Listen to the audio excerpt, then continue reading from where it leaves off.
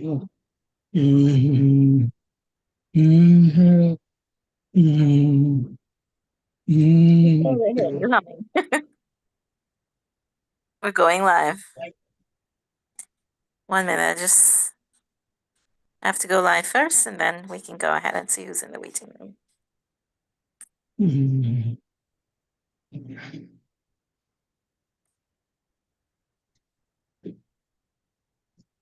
Okay, welcome, Althea.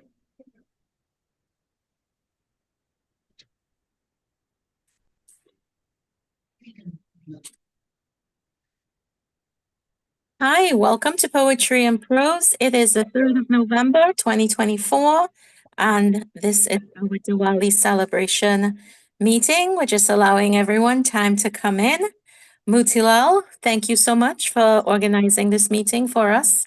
And Mutilal will also be our delightful chairperson.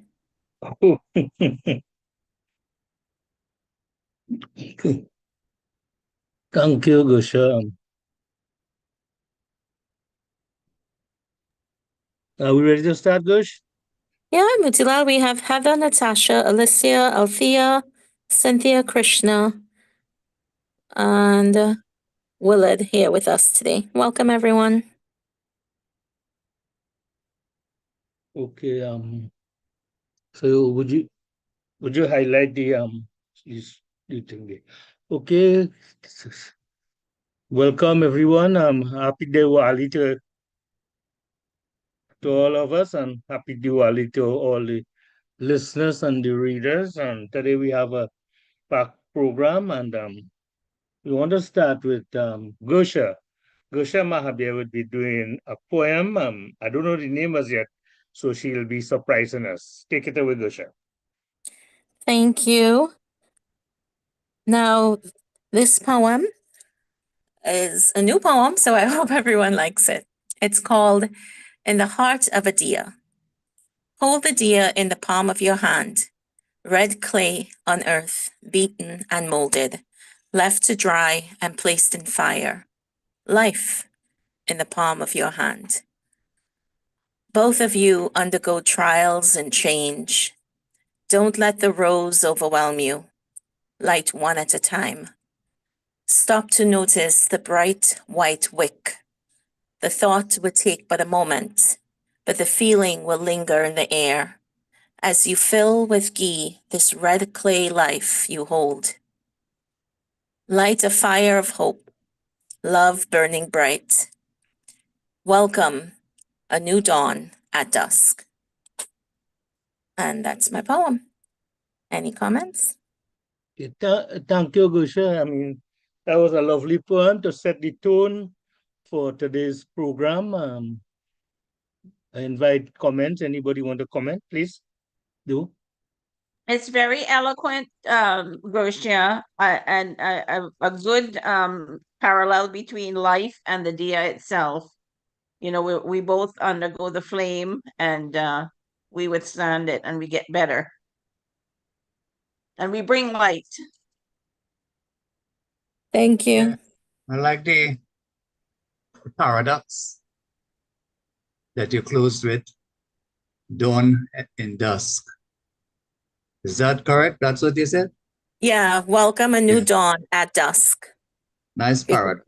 I Lovely. don't know who it is wherever, but in Trinidad, or at least with my knowledge, we normally start lighting dias like around 5:30, and so. But it's really Six, yeah. Well, at 6 I think. Well, my tradition, the tradition I grew up with, the first year is supposed to be lit at 6. okay. And so I wanted to say, like, but it's bringing in the new, bringing in the. And to me, when I think new or beginning, I think dawn. So that's why I chose that wording. Yeah, very good. Yeah. And we in Pinal, we usually call evenings dusk dark. I don't know if Heather could remember that. Yes, yes. I don't know that one. Yes, you see, well, you'll come in the evening, dusk dark time. I could change it to welcome a new dawn at dusk dark. That's right. So it was it did No Gersh, no Gersh. strike Keep a it. note with me. Okay, thank you, Gusha. That was lovely. And moving right along, we have to we asking Hera now to read Mosey's Awakening. Okay, Hera, you take Yeah, it away. this is a short story, but it's a little bit longer than the poem. Mousie's Awakening. Mousie sat in the front of her humble mud hut and looked across her yard. Everything around her was strange. Ever since her husband Harilal died, she seemed to exist in a fog. She did not understand what was taking place on her property. New concrete houses were being built and streets were being marked off on the tract of land that she and Harilal had owned. I wonder if Harilal sell up some of the land before he died, she wondered. He never tell me anything. Yet she felt connected to the land and to her promise to Harilal to watch over it forever. The kitchen garden she nurtured had been taken over, and a construction had begun on a modern house in the very front of her humble hut. Very often in the evening, when the builders left for the day, she wandered through the unfinished building, slipping noiselessly through the bare rooms, marveling at the luxurious fittings: porcelain sinks, a toilet, glass windows, and highly polished wooden floors. Eventually, a young family moved into the house on her land: a man, his wife, and four sons. Even though they were Indian, she noticed they were not Hindu, as there were no jandis in the front of the house. Their dress was ultra modern: no orni on the lady, no dhoti on the man. Converted to Christianity by the Christian missionaries, the couple were never far from their Hindu roots, however, celebrating festivals like Diwali with delighted deer that delighted the children and helped them to fit into their community. The lady and man were both teachers, and the sons were in school, so the house remained vacant all day during the week. Mousie spent hours at the house when the family were awake, marveling at the furniture and fixtures. Plush furniture and polished cabinets were wondrous. She had never seen the like. The newfangled refrigerator was a drawer. She opened the door and peered curiously at the foods inside, feeling the draft of cool air escape. She opened cupboard doors too, trying to figure out what canned foods were and how to open the lids to access the foods shown on the colorful labels. Often she left the cupboard doors open and the cans rearranged, causing the family some consternation upon their return. In the afternoons, in particular, she liked to hang out in the front gallery of the upper floor, gazing in awe at the traffic in the street below. There she saw children on bikes, women going to the Chinese shop on the hill, cars going to and fro. Looking toward the shop, she saw the sign with the street name. It said Moody Stewart Street. The house number was 69. Who is Moody Stewart? She said. The street should be named Harry Lau. This is Wheelan. She often peered out from behind the pots of anthuriums on the concrete banister, where occasionally a passerby looked up and caught a glimpse of her. Once a neighbor asked the lady of the house who was that old Indian lady in the orni she sometimes saw in the front gallery. There is no such lady in our family, she responded, thinking, that neighbor must be mistaken. Perhaps she drinking. Sometimes in the dead of night, when all was quiet and she could not sleep, Mousie sneaked into the house to look around. She often bent over the inert forms of the sleepers, hearing their even breathing as they slept. Then one night, as she leaned over a cot in the spare room where the visiting younger sister of the lady lay sleeping, she got a shock. The sister awoke, saw her, and screamed, alerting the household. Mousie reacted as if she had seen a ghost, pulled back and fled down the stairs across the yard and back to her mud hut. There she laid shaking. Mousie was religious. She had worked the land she lived on as an indentured servant. She married fellow worker Harry Lal, but they had no children. No one ever really knew her actual name. She was known as Mousie or Auntie to everybody in the village. She prayed to Goddess Lakshmi often for guidance and understanding. She observed the Hindu festivals and went to the local mandir, minding her own business and not mixing in with the crowd who treated her as if she was invisible. Nobody talked to her. She was not surprised. Most of the people she had known in her younger days had passed away. New families of younger people now attended the mandir, their bright faces and modern new clothes making her feel old and out of place. Time moved on and a few years went by. Then one Diwali night, after she said her prayers, Mausi dozed off in her chair and had a dream. It was so real she could not tell if it really happened or if she imagined it. The goddess Kali, in her dark mask, came and said, I have a special job for you. The lady of the house in front is very ill. Tonight is Diwali, and what is today celebrated as Halloween, but used to be the Christian All Saints. Go after midnight and help her transition to Nirvana like you did with Hari Lal. She needs to go from the darkness of her illness to the light of rebirth. Mausi, in her usual foggy, confused state of mind, said, If it's Diwali, why didn't Lakshmi come to me instead? Kali simply answered, Lakshmi's concerns are with the living. By the time you do my bidding, it will be after midnight, so Diwali will be over. And with that, Kali faded away. After midnight, Mausi ventured forth into the house.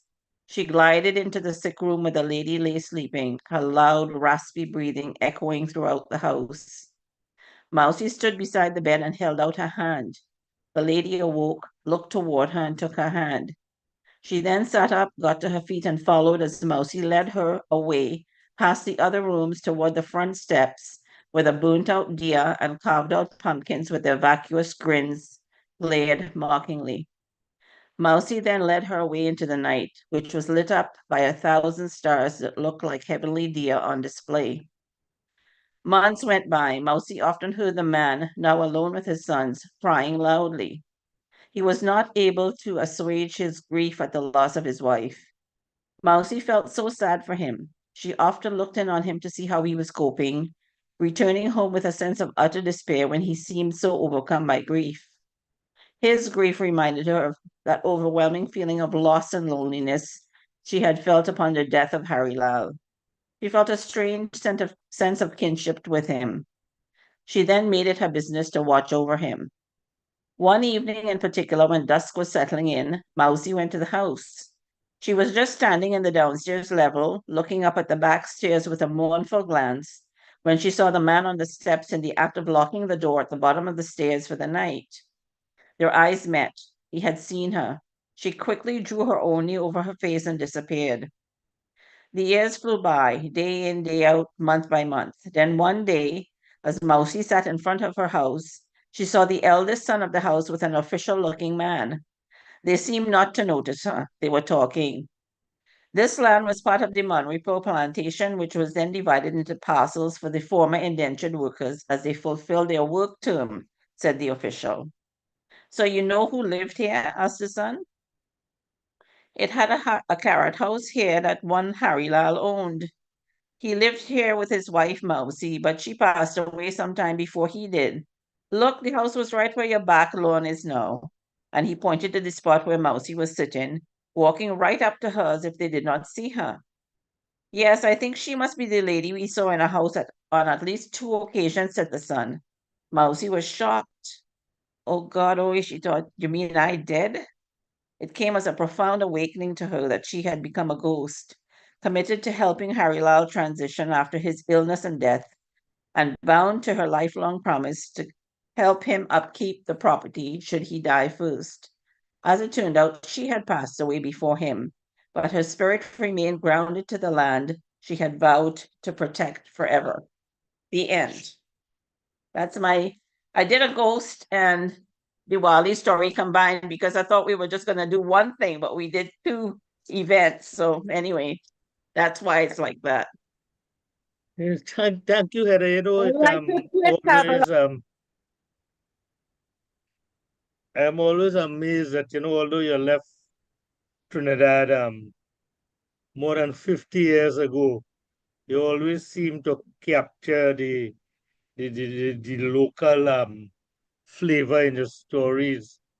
And I really like the way that your emotions are awakening, and the way you combine the Halloween and the Diwali theme together. Always lovely. And I see you mentioned Moody Stewart Street. I remember that street in San Fernando.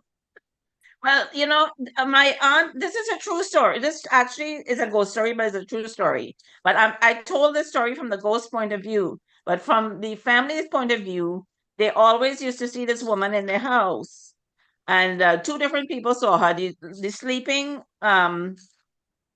sister of the lady of the house is my mother. She was the first one to see the lady.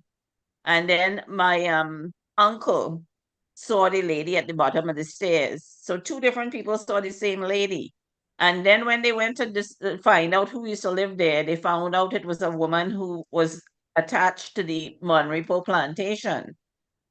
And so this is number 69 Moody Stewart Street that still exists. And the house is still there. But this is a story from the ghost point of view. So yeah, I just took a little liberty with that story. Okay, thank you, Heather. And before we move on to the other reader, I want to invite comments from the listening and viewing audience. Any Hi, comments, sorry. please? Matilda, I jumped in too quick. This is Gersha. Thank you so much, Heather, for that story. I really enjoyed the twist. And I like the combination of both.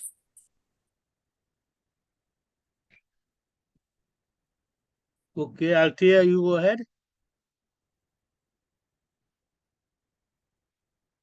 Yes, I wanted to say that I think it's quite interesting to write a story from the ghost point of view, and it gives it a very special perspective, and you're able to tell a story that you wouldn't normally be able to tell. So kudos to you, Heather. Thank you so much, Althea. Yeah, I like the irony of the title. Mousie's awakening, but she's Yeah. she's dead. Yeah. I like the title, and of course the point of view that you Yeah. use of the ghost, the person who has died. Well, thank you, Krishna. I always appreciate your input.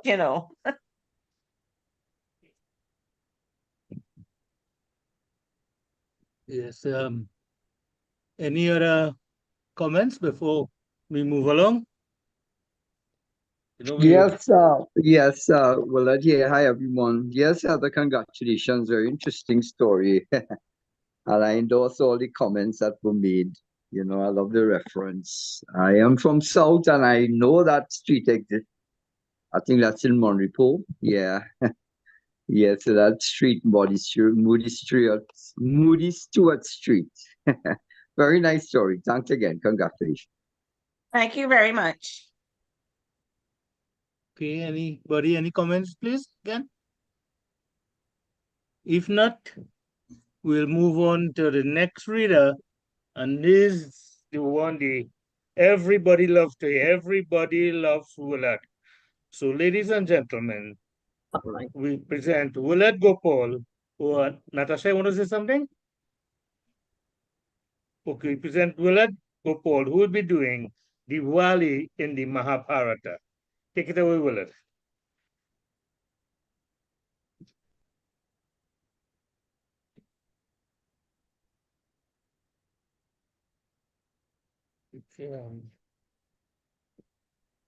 You sure something's wrong here? We should be hearing Willard. He's muted. And I could only highlight him if his video is on. Okay. Okay, let me get my call. Hi, Willard, you're muted.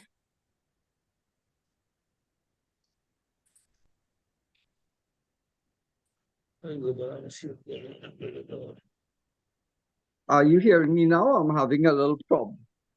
You're Okay, hearing me yes, now? Willard, we hearing you loud and clear. Go ahead. Yes, just give me 1 second because there's a little glitch here. I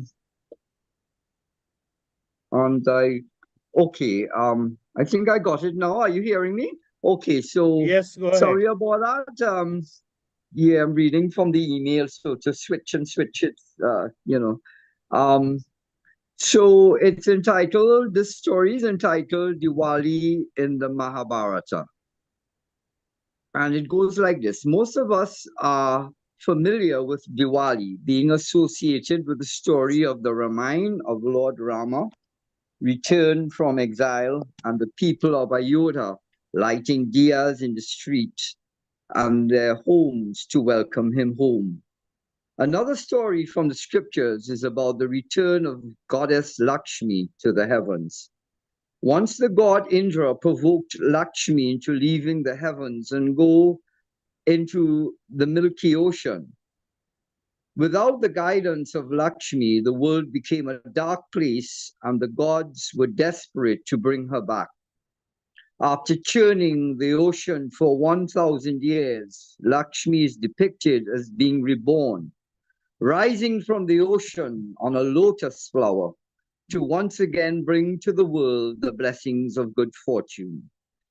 In Trinidad and Tobago, these are the most common themes at our Diwali celebrations and are seen in the numerous skits and plays that accompany them. Then there are the Ramlila performances that are held preceding Diwali and the Lakshmi Pujas held by Hindus. In addition, there's a legend of Narakasura. He was given a boon that he could only die by the hand of his mother. Believing that his mother would never hurt him, he became cruel and mistreated his subjects, especially so when his mother died. His mother, however, was reborn to Lord Krishna's wife, Satyabhama. When Lord Krishna was battling Narakasura to save humanity, Krishna was wounded.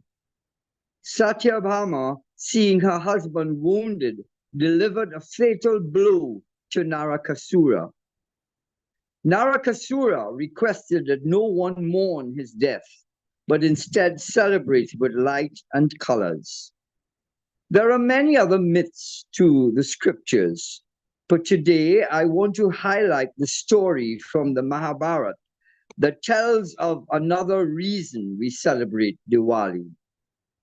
There was once a ruler of the Kuru kingdom who decided to split his empire equally to his two sets of grandchildren to avoid disputes.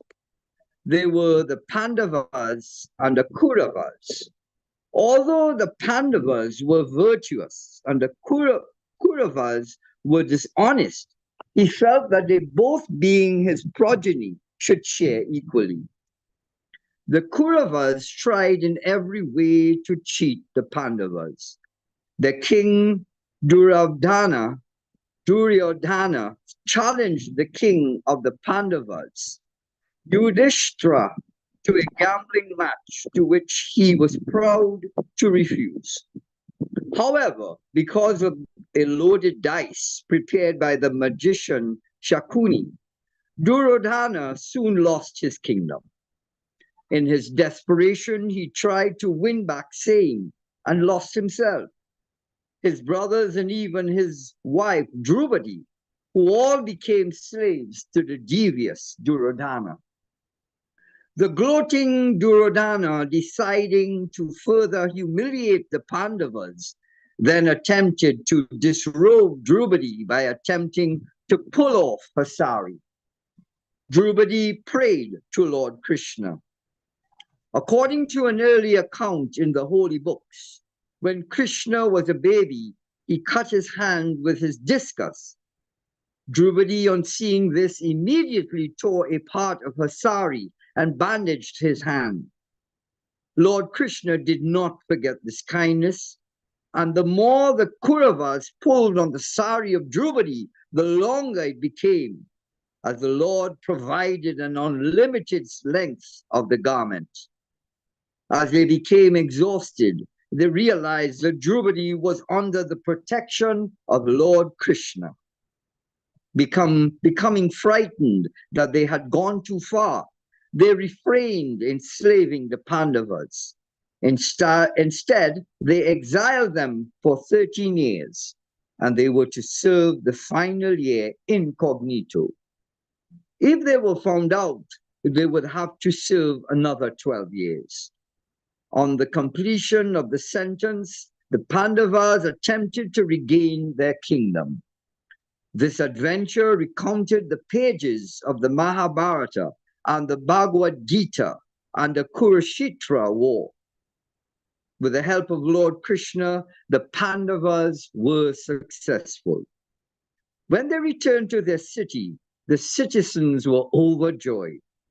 They celebrated by lighting lamps, singing bhajans, and holding pujas and festivities to mark the beginning of a new period of prosperity, as we do when we celebrate Diwali.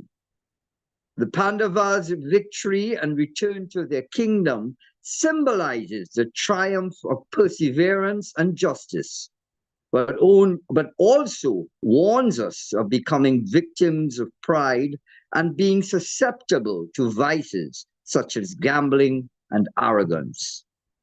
The emphasis of the joy associated with homecoming implore us to take stock of our shortcomings and return to the values of righteous and good living as we are reminded in our celebration of Diwali. The Ramayana and the Mahabharata and indeed the many religious texts provide valuable lessons on Dharma, loyalty, good living, and the victory of good over evil. These timeless lessons are in perfect sync with the message of Diwali, offering the wisdom by which we can make our own lives better and positively affect others. Although the story from the Mahabharata is not as widely known as that of Rama's return to Ayodhya, in the Ramayana, many Hindu communities, especially devotees of Lord Krishna, celebrate the Pandavas' homecoming on Diwali Day. Today, Diwali is celebrated all over the world. People perform pujas, light diyas and lamps, have village celebrations, share sweets, and most important of all, come together to share love. These enduring tales from the Ramayana and the Mahabharata reminds us that no matter how dark or difficult our troubles may be, light and righteousness will always prevail. Happy Diwali.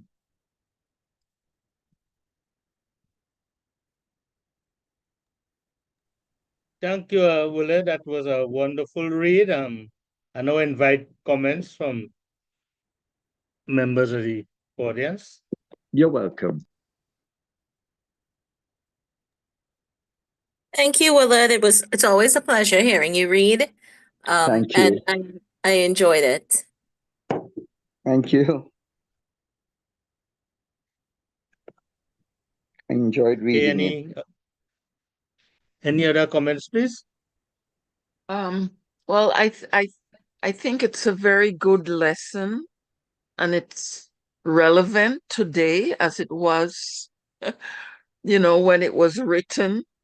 And I think in these times, well, we always need light, no matter what century we're in. And it's the thing that takes us forward and brings peace to the world. So, yes, the more light we get, the better off we are. Thank you, Althea. Any other comments?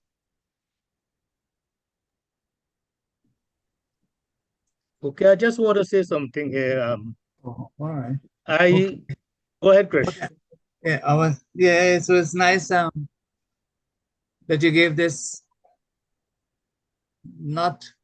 It's not a popular version that explains the celebration of Diwali. So it is interesting in that respect because everybody knows about the Ramayana. Ram exiled and for 14 years, and on his return, triumph over Ravan. That's why they have the lighting of the effigy for Ram Leela. After 14 years, the people of Ayodhya, the city of Ayodhya, lit up the diyas. That is one popular reason for this celebration of Diwali. The other, of course, is Lakshmi, but this one that you gave is not well known, but it is good that you asked Willard to read it. Right. Okay, thank you, Krish. Actually, when the DB Library asked me to come and record something for Diwali in the library's page, I wrote this story and I wanted to do something different. So that's why I chose Diwali in the Mahabharata. Okay, well, moving right along. Our next reader is somebody who is very familiar with the stories in the Ramayana because she had a big part in a big production. Recently, Natasha Gray, she had a big part in Parson production. Trying to remember the name, she would tell us about it, but she knows all about the Ramayana. So that I even told Leslie Ann that if she need help with any pronunciation of the Hindi words to check Natasha. So, ladies and gentlemen, we now present Natasha, and Natasha is going to read about the Golden Deer. And again, this is a story that Natasha would be very familiar with because she was involved in a big production that featured the Golden Deer in the Ramayana. So take it away, Natasha, and maybe you Hi. could tell us a bit about your, how shall I put it, your Well, entry or my your little part, yes. this. It is an interesting story. And to be fair, I had to ask a Hindu friend of mine for help with the pronunciations because I wanted to try and do it justice. So I couldn't help Leslie Ann at all with the pronunciation, so I had to actually ask for help. All right. And this particular story is the story of the golden deer, and it's anonymous. And let's go. If it wasn't for the golden deer, the golden city of Lanka wouldn't have been good to cinder. And the epic of the Ramayana would not have had its spectacular antagonist Ravan, nor its story of triumph of good over evil. Whether the deer that so captivated Sita was in fact golden, or a mere spotted golden deer, popularly called a chital, is best left unexplored, for that is what mythology is all about, belief. In the third book in Valmiki's Ramayana, the Aranyakand, describes the deer thus: a beautiful golden deer with silver spots, a deer that glowed as it moved with the sparkle of 100 gems, a deer having sapphires, moonstones, black jets, and amethysts studded on its lithe golden body. And so the story goes that this deer was in fact a demon or Rakshas called Marich, who was enlisted by the demon king Ravan from the island kingdom of Lanka to avenge his sister Surpanaka's humiliation at the hands of Ram. Lakshman had rebuffed Surpanaka's enticements by cutting off her nose and ears. Remember what they said about hell hath no fury? At this point in the Ramayana, Ram and Lakshman and Sita were in a forest in Panchavati. They had been banished from Ayodhya for 14 years. In the dark and dangerous forest, Ram and Lakshman built Sita a small but beautiful ashram for rest and refuge from the wild animals, demons, and spirits that roamed the woods. Marich was tasked with the job of luring Ram and Lakshman away from Sita so that Ravan could swoop in and abduct a helpless Sita 1,000 miles away to his kingdom Lanka. So, Marich assumed the form of the beautiful golden deer and began grazing near Ram's ashram so that Sita could spot him. And sure enough, the moment Sita spotted the golden deer, which dazzled like an embodiment of the sun, she asked her husband and brother-in-law to get it for her, dead or alive. Valmiki writes that Sita told Ram if the deer or the golden deer were caught alive, she would take it back to Ayodhya as a pet, and if dead, they would rule the kingdom sitting on its golden hide. Marich gambled far away from the ashram, with Ram in hot pursuit, and finally, after a long chase, killed the deer. With what else but a golden arrow? The dying Marich cried out, "Oh Sita, oh Lakshman," mimicking Ram's voice. Far away in the ashram, a panicked Sita fell prey to the ruse and asked Lakshman to go in search for Ram. With no one to guard her, Ravan appeared as a mendicant and kidnapped us, and so began Ram's fight for truth, justice, and his beloved wife Sita. All that glitters may not be gold, but who can resist its lure? And that is the story of the golden deer. Thank you for having me. It's been a pleasure.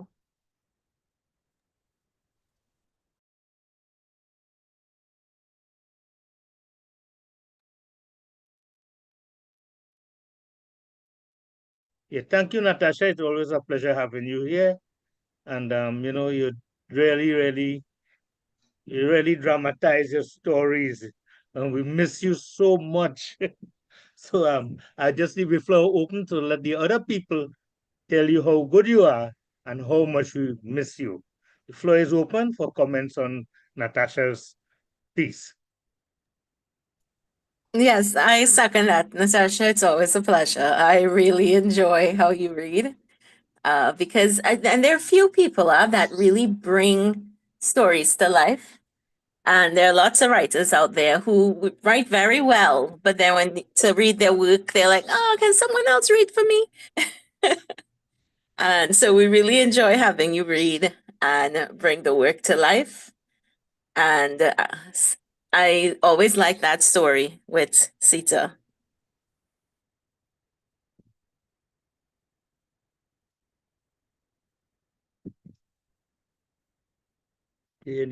Anyone else?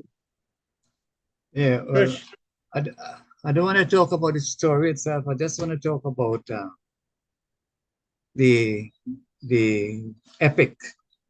So she mentioned Valmiki's Ramayana. So we all know Valmiki was the one who wrote the Ramayana, and then Tulsidas, the one that was popular among the Indians who came across to Trinidad, to the west from India. The book that they brought across was not so much Valmiki's Ramayana as the Ramayana of Tulsidas. Tulsidas wrote, used the Valmiki's Ramayana, and he wrote his own Ramayana using a language that was considered of lower class, Awadi, a local dialect. Yes. So I just want to show you, I bought a copy of it. This is Tulsidas.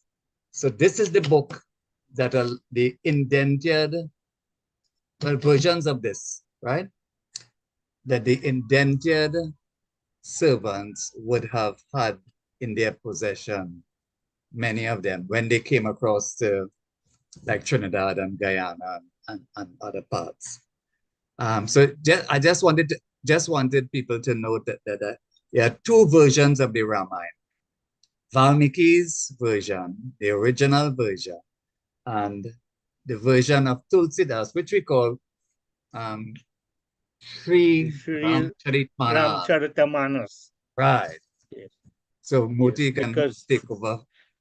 Tulsida, Valmiki wrote in the classical Sanskrit. Okay, and Correct. Tulsidas wrote in what we call Bhojpuri, which was a language that the less educated people, for want of a better word, could have understood. But one thing though, Krish, there are, besides Tulsidas Ramayana and Valmiki's Ramayana, there are several other Ramayans, you know. In Sri Lanka, there's a Ramayana written from a woman's point of view.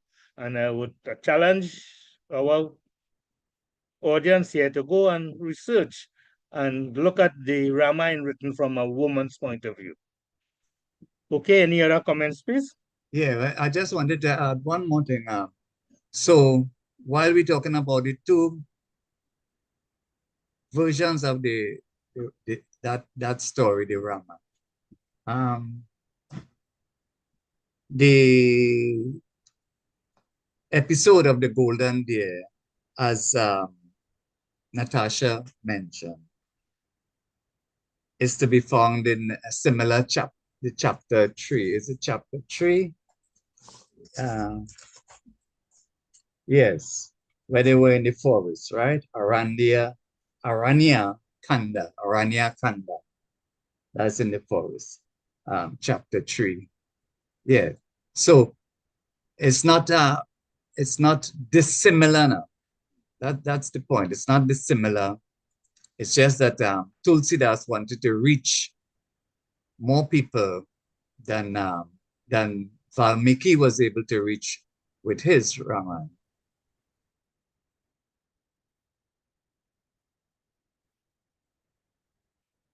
Okay, thank you, Krish. Any other comments?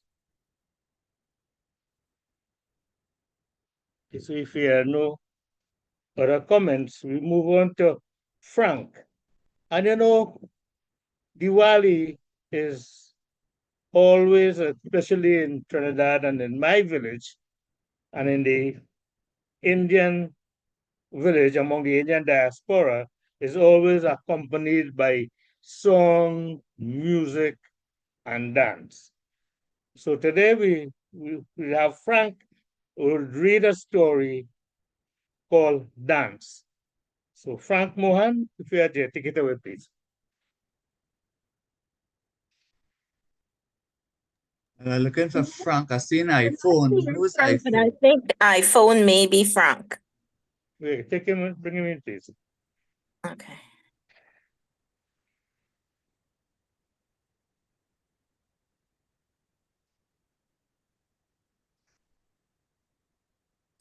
And I'm sneaking out pretty soon, okay, guys, because I have to start working at 2. Frank, are you there?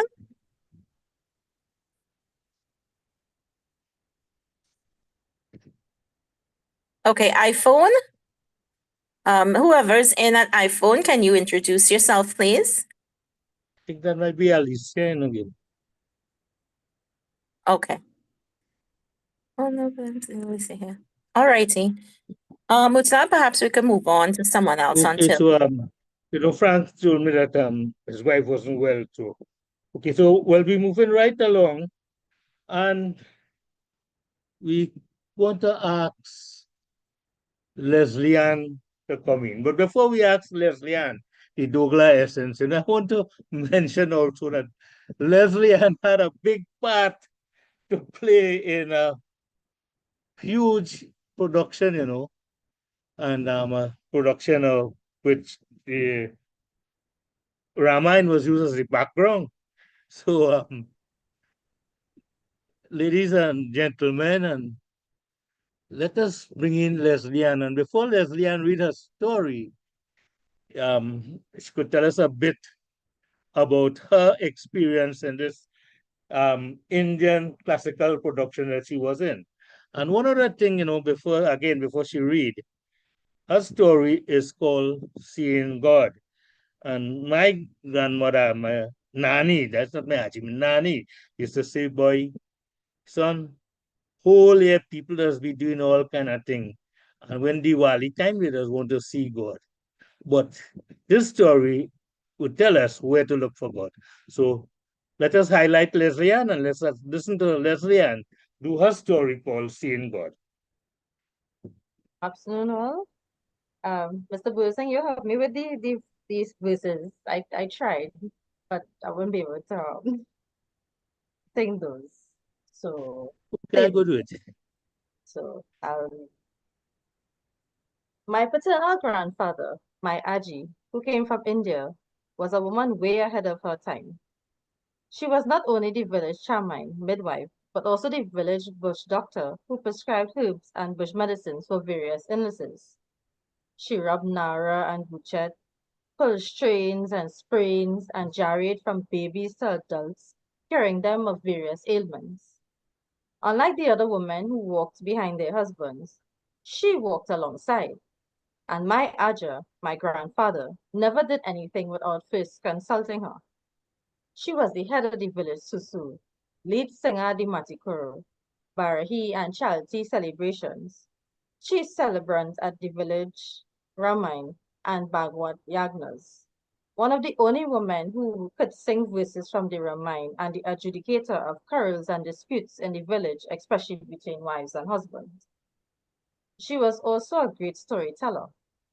When my Aja died at 68 in 1962, she would visit her 8 children who were married and had their own homes and children and spend time with them.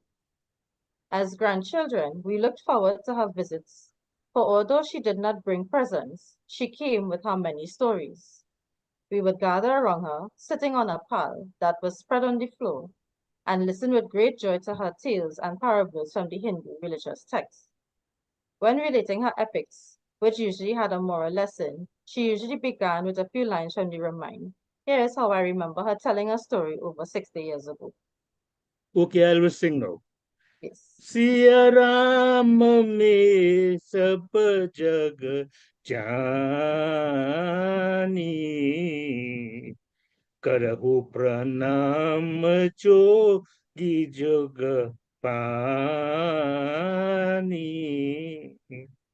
जय राम श्री राम जय जय राम श्री राम जय राम जय जय Ram. Go ahead. Meaning, see God in every person and treat them with the respect that you will treat him. Once upon a time, there was a woman who lived in a village in India who prayed to God every day, at morning and evening. She thought she thought continuously about him and wished she could meet him in person. One evening, she prayed intensely before going to bed. During the night, she had a dream. God appeared in her dream and assured her he would visit her the next day. The next morning, she woke up very happy singing her bhajangs while making preparations to welcome him. She cleaned her house, did puja, made a rangoli at her entrance, and decorated her house with flowers. She then began to prepare food, making parasad, ladu, kurma, gulam jamun, and barfi. Soon there was a knock at the door. It was a beggar, one who came regularly and to whom she always gave a penny.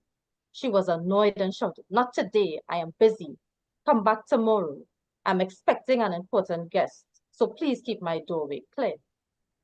By now she had finished making the sweets, so she took a bath, changed her clothes, and sat waiting for God while singing mantras and bhajan. But Mr. Prabhu Music, जी मेरे आओ प्रभु जी मेरे आओ प्रभु जी मेरे आओ भजले गोविंद भजले गोविंदम ये दुनिया है प्रभु की माया भजले गोविंदम. meaning, "Come to me, O Lord, praises be to you." A little while later, there was another knock at the door. It was the neighbor's daughter who had come to play with her daughter, Savitri. She was irritated. "I am sorry, Savitri. Cannot play today. Come back tomorrow. We have a very important guest who will be coming anytime. Please go." The neighbor's daughter walked away slowly, very disappointed. Hours passed and soon it became night, but still God did not come. She was broken-hearted and wondered how God could not keep his promises. That night she fell asleep weeping and dejected and thinking about God. He came to her in her dreams and said, "I came to you 2 times today, but you sent me away." No, no, no. I waited all day, but you never came. What time did you come? God replied, I came first as a beggar and then as your neighbor's child, but each time you sent me away. Realizing her mistake, the woman said, I did not recognize you. God replied, I am present in everything and everyone. Moral, life, like the woman in this story, we too may treat people without respect and love, yet wanting to see God. To see God, we must see him in everything around us. Meaning, meet everyone with unbounded love. Who knows in what disguise you may meet God? He may come as a prince or as a beggar. You will never know. Do not let him leave without receiving honor. Thank you. Thank you, Natasha. Thank you, Leslie. And that was indeed a lovely read. And, I always like how you do justice to my stories. Thank you again. And I know next time you'll sing for yourself. Okay, I Hi, invite comments. Frank is here. Go ahead. Hi, Mutilal. Frank is in the room. Okay, so Frank, Before okay, you go so on we'll to have Frank, some comments on yeah, we'll have some comment on Leslie Ann's read, and then we'll go to Frank. yeah. Again, another comment I want to advertise. That story that was just read is from this book, Aji or Nani Kahanis by, guess who? Motilal Buru Singh. It's available. It's on Amazon, Moti? It's on Amazon. It's on Amazon. So if you wish, you could get your copy of Aji or Nani Kahanis. Well done, Douglas. Lovely read. Any other comments before we move along? Okay, well, we're so lucky to have Frank here with us today. Frank have his little challenges, but he still take time to join us today. So let us welcome Frank, and he would be telling us about dance. Dance is an integral part of Diwali celebrations, and indeed celebrations of all Indian festivities. As a matter of fact, all festivities should have dance in them, regardless of religion. So let us welcome Frank Mohan, who will read about dance. Take it away, Frank. Well, thank you very much, and I apologize for one thing. The time change, as you know, was just last night, and I thought I was joining you, but it's only 12:54 here, and my head is spinning for two reasons. One was the time change, and the second is I just had my wife go to the nursing home for long-term care. As you know, she's been struggling with Alzheimer's. And I was afraid that the next day, which would be Saturday when I went in, she'd be angry with me. But no, she's fitting in quite well and enjoying herself there. So that's one thing off of my mind. So I thought I couldn't miss today. And Motilal asked me to read about dance. So here goes. Song and dance are an essential part of Indian culture, and especially so for Diwali celebrations in Trinidad. Today, I want to examine the origin of dance, as was told to me by my Aji. To dance is to move with rhythm, followed by a sequence of steps. It can signify joy, celebration, worship, or being subjected to powerful emotion. Dance is also an excellent form of exercise. It burns calories. It strengthens muscles, increases flexibility, improves balance, and gives the heart a good workout, as the many folks who participate in the various dance classes at the FRCC will readily agree. In addition, it is a great way to socialize and build friendships. Dance has been present in the mythology, culture, and religion of all peoples, and has been a very important part of ceremonies, rituals, entertainment, and worship in early civilizations, and continues to do so today.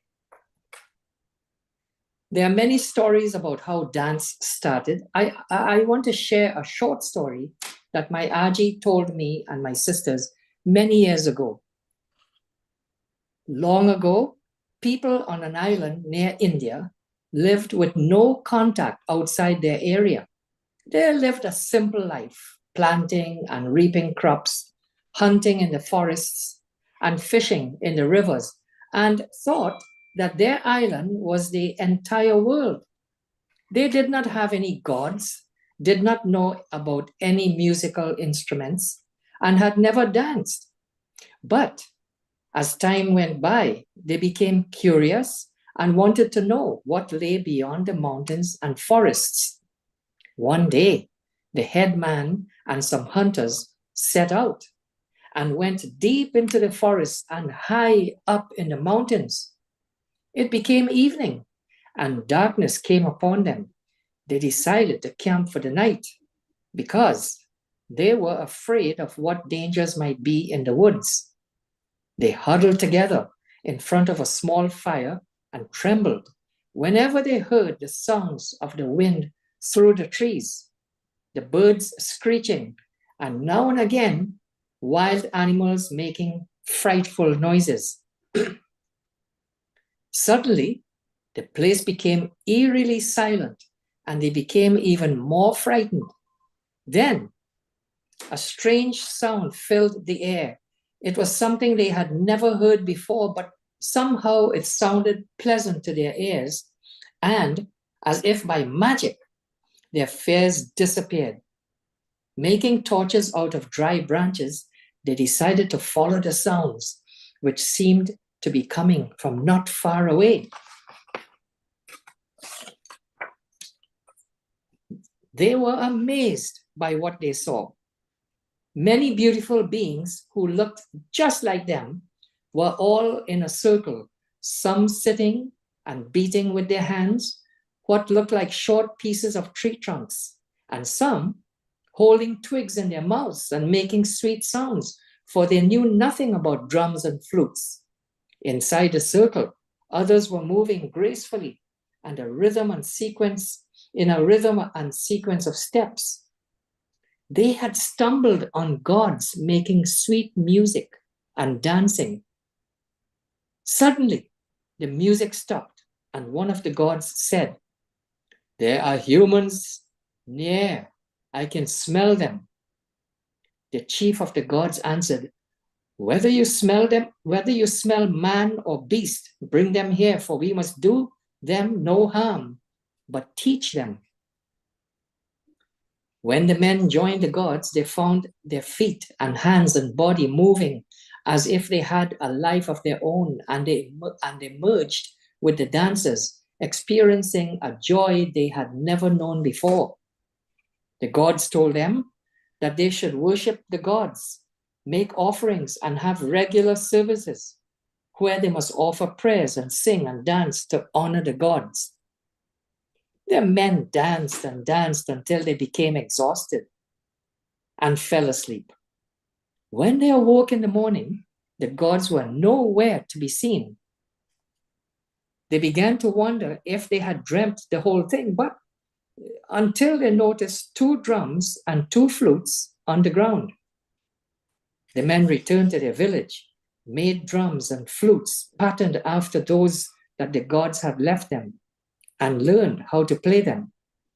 In this manner, it is said that men learned about music and dance, and music and dance became an essential part of worship in many religions. We felt that the story was too short and begged our Aji to tell us another one, even a small one. She thought for a while and began. You all know that the drum is the most important thing in getting people to dance. Long ago, when men did not know how to make drums, a man went hunting in the woods and saw 2 monkeys. one male, the other female, in a tree.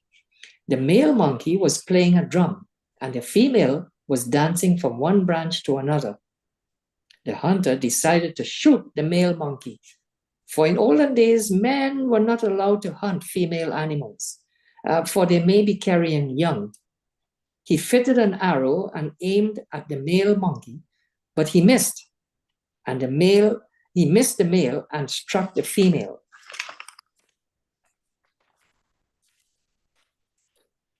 The male monkey took his companion on his back and came down the tree to the ground. He gave her a herb leaf as medicine, but she did not take it. She was not moving. He tried to revive her by playing his drum. Wake up, please, he said, but she did not move or say anything. He kept drumming and crying for a long time in an effort to wake her, but to no avail. Finally, he buried her and put his drum on top of her grave and sadly went away. Now, the man had been hiding in the bushes all this time, and after the monkey left, he took the drum and carried it to his village. He told the villagers how he found it and showed them how the monkey was playing it. It took some time, but soon the men could play the drum. In the meantime, they looked at how the drum was made with a hollow piece of wood and stretched skin of an animal, and soon began to make their own drums. And that is how men began to make drums, like the monkeys began to dance to the beat. Story ends, wire bend, said my Aji as she showed us a way. Up to this day, I cannot tell if my Aji heard that story before or if she had made it up on the spot. She was quite a smart and inventive old lady. Great story.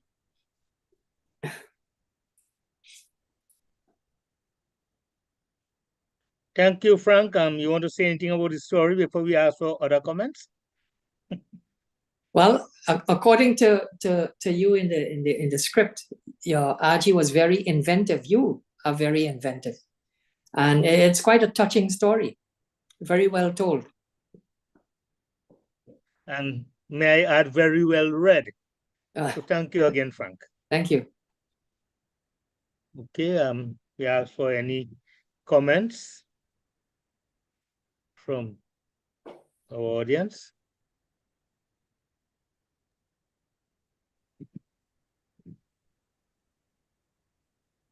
Not a comment, but a bit of information. You heard Frank say FRCC. It's nothing mysterious about that. Natasha and Leslie Ann would know what that referred to. The Faizabad Regional Community Complex. That's a program that they are on. I don't know if they're still on, but they were on Monday evening story time. The Virtual FRCC, Virtual Story Time. Yes, Frank, yes, that is one. And Frank, I appreciate your situation. I had an aunt who suffered from the same illness, and they had to choose whether to put her in a nursing home or to keep her at home. And they decided to keep her at home, and that was very challenging. It was very challenging and heartbreaking because they had to chain her down and things sometimes, because she would just leave the house, and they had to run and bring her back and restrain her now, and even use rope and chain. It's real terrible what they had to do now. Eventually she died, she passed away. But I appreciate the kind of situation you have had, you're dealing with. Okay, so your head, I know you say your head is spinning for two reasons: the time change, and the challenge. I appreciate that. Yeah, thank you. Yeah. Any other comments on that last read. Um, Go ahead, Althea. the Aji is the grandmother, or I Aji is wasn't the sure. paternal grandmother. Oh, okay, Aji is paternal grandmother. Nani is okay, maternal grandmother. okay. Thank you. One other thing I want to say about the FRCC, that's the Faizabad Regional Community Complex, where we have this virtual story time. And this story was actually influenced by them because they used to have particular teams for their weekly programs, their weekly stories. So they used to tell us the team this week is dance. And looking at that, I get the inspiration to write the story. And I must say that since they no longer doing virtual story time, I have gotten lazy. I do not write as often as I used to. So I want to make appeal to Natasha and Leslie Ann, who were essential part of this FRCC and virtual story time. See if we could revive this again. Thank you.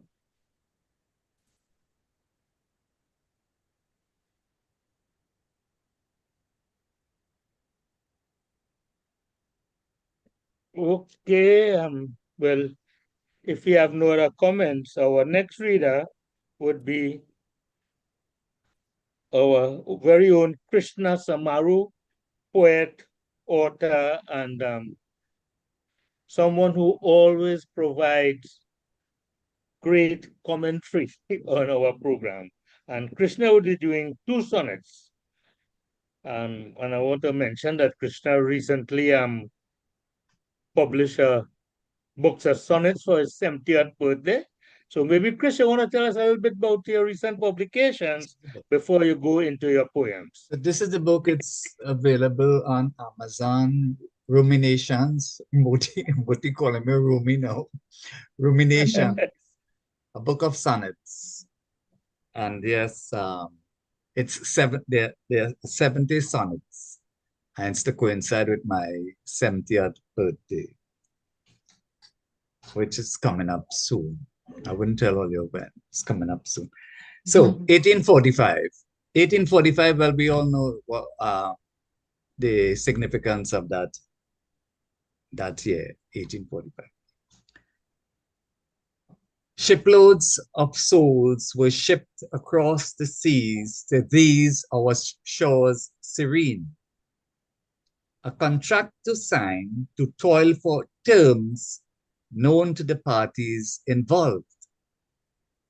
Couched in the statutes of the time, the words in terms indented indeed bound to estates the laborers.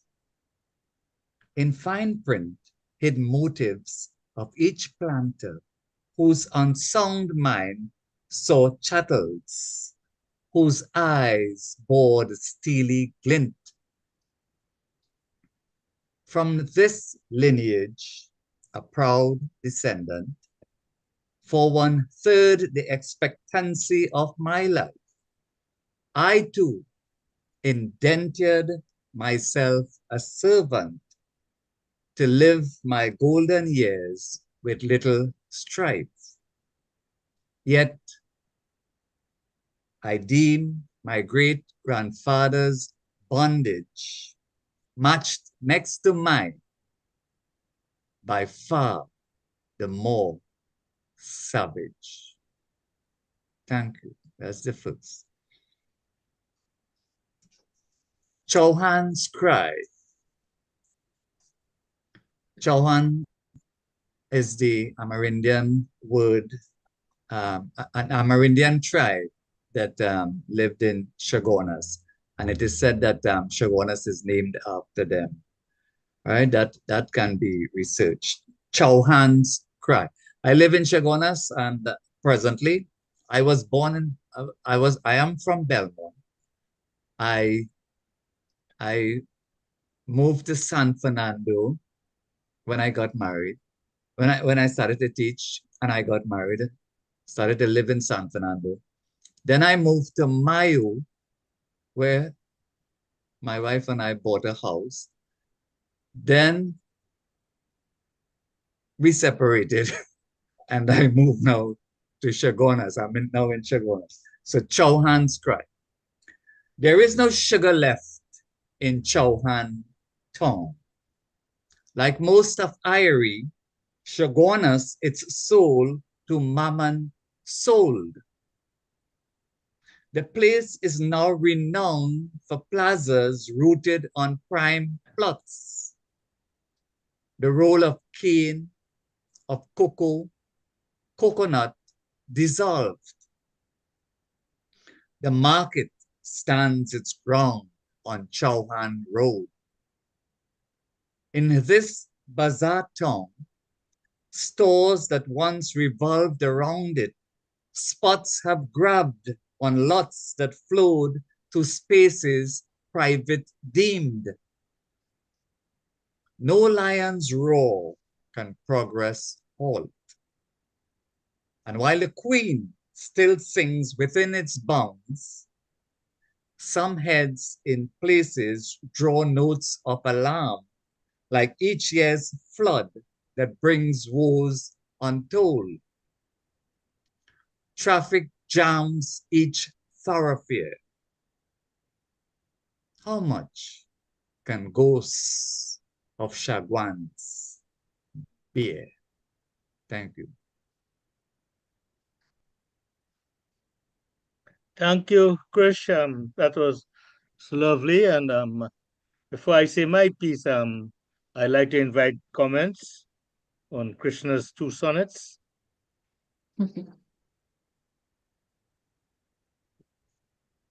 I like the rhyming couplet at the end, Krishna. Yeah, well, it rhymes throughout. I use the A, B, A, B, C, D, C, D, E, F, E, F, G, G. That is a Shakespearean sonnet form. You know, they have the Petrarchan and the Shakespearean popular forms of sonnet. I use the Shakespearean form.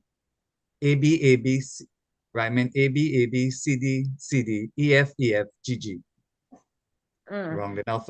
3 quatrains and the couplet at the end. Chauhan, no lion's roar can progress halt. That's an allusion to the house that Naipaul grew up in, Hanuman House, in a house of Mr. Hanuman House. Biswas. In a house of Mr. Biswas, it's Hanuman House. And that's the Capel House. It's on the main road. It's in a state of disrepair. The nature is taking over that house because there was some, I understand there's some stubbornness involved. I mean, I don't want to say, I really don't know, right? But let's say there was some stubbornness involved in what to deal with, what to do with that house, and how to save it as a site of a heritage site, because Heritage site. T.S. Naipaul won the Nobel Prize for literature. And the thing about traffic jams each thoroughfare, to me, the worst traffic jam in the world is to be found in Chaguanas. Traffic jams I agree with you. thoroughfare. Yeah, terrible, terrible, terrible. IERA, IERA, of course, is the Amerindian name for Trinidad, they say. That's the original name, IERA, the land of the hummingbird. But just to get back to 1845. Now, I said I too indented myself a servant. And what I'm saying there is I became a teacher. And the thing about teaching and being a public servant in Trinidad, I don't know for other places, you have to work 33 and a third years. 33 and a third years. Good? To get half of your final salary as your pension. That's the point. That's why I'm saying 1845 to me is just like 2024. We're still in 2024. I mean, we're still in 1845. In 2024, we are still in 1845, where people have to indenture themselves as public servants for 33 and a third years to get, say, to live my golden years with little stripe, to get half of your final salary as your pension. And that, well, you get your NIS. Your NIS is like 3,000. And that is what you're living on. So I linked my great-grandfather's bondage to my bondage. But of course, I said his bondage was, you know, you can't match it, right? It's two different forms of bondage. And that is still happening. I find something needs to be done about that. It needs to be addressed. Okay. Now.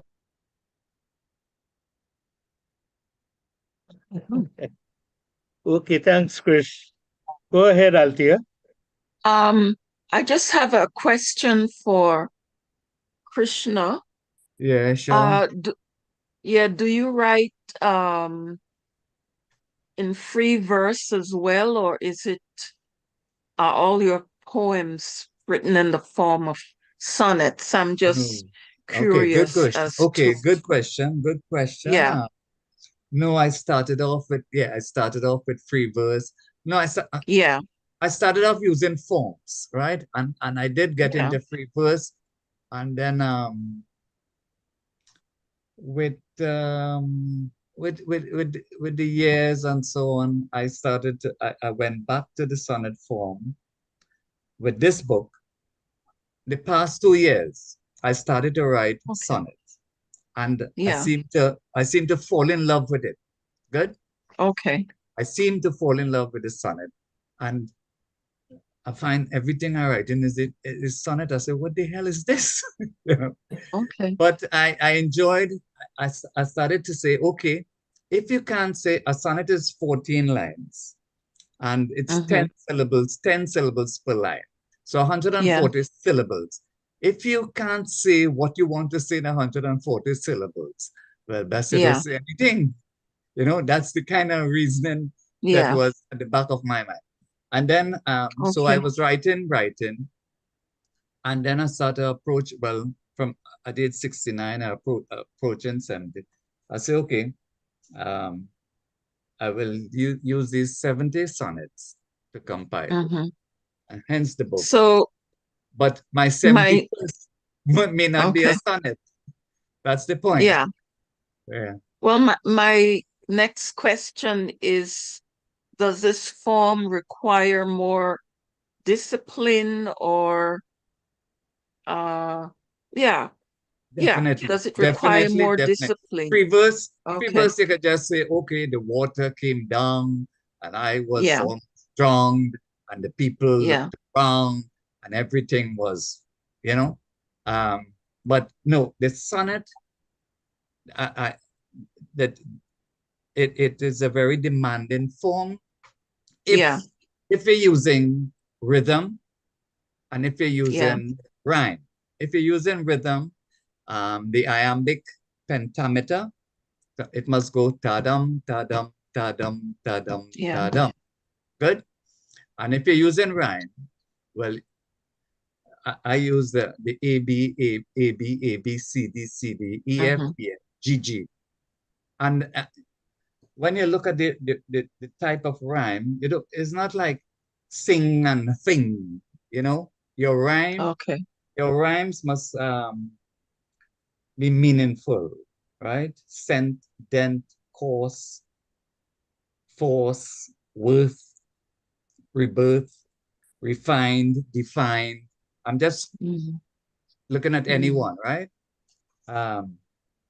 Witness, distress, care, mind, line, survive, time. And I use visual rhyme also. Okay. Yeah. So some rhymes like love and move. People. Yeah. That's an example of visual rhyme. Okay.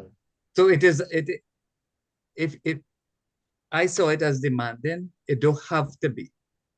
Yeah. Okay, Okay, thank you. you're welcome. Okay, thank you, Krish. Any other comments? Cynthia, you say that you wouldn't be reading today, you'd be listening. So I'm sure that you have been listening attentively. So Cynthia, would you like to share something with us Um, about what has been happening so far? I really would like to let everybody read and just make a brief comment near the end. Nothing about judging what has been said, but about the impact on me personally. So if you give me a tiny slot near the end after people have read, I'll be happy. Okay, then we thank you, And I Cynthia. So have a let sort of a let vote us, of thanks. okay, so we moving right along, and our next reader would be Alisa Janki. And Alisa would be reading a story, Maharani's Diwali.